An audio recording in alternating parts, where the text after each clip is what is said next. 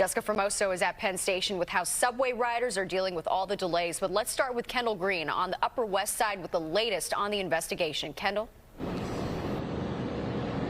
Hi, good evening, Steve and Natasha. We're told both of those trains are still on the tracks at the site of that collision, as it's expected to be a long night for MTA workers to get to the bottom of how that collision happened and restore service by in the morning.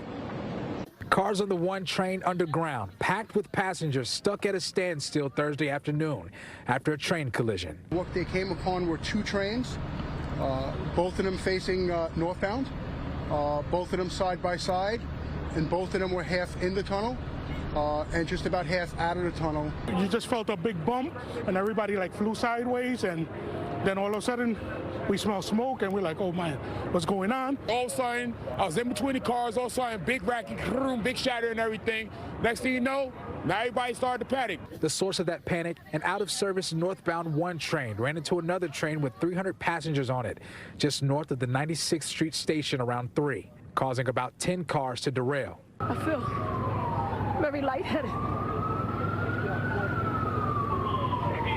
I'm just in shock right now. Michelle was one of those passengers, fearful there was some type of attack happening at the time of the collision. I was standing up holding on the train, but I was in a lot of shock.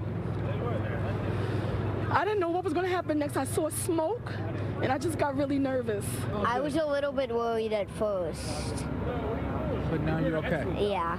So far, authorities say at least 24 passengers had minor injuries, as scores of first responders tended to those on the train. We were down there for about 45 minutes to an hour, just kind of stuck in between stations because the train door was stuck, so they had to use the pickaxe to break us out. You can see a firefighter here working to assist those passengers on board, while the answer to how this all happened remains unknown. Obviously, two trains should not be bumping into one another. We are going to get to the bottom of that. I just wanted to essentially see what happens from here, right? Because there were people that were injured, there were people who had issues with their days.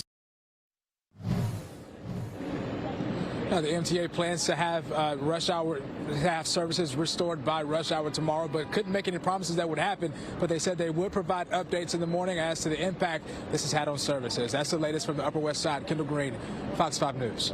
Very well. All right. Thanks, Kendall.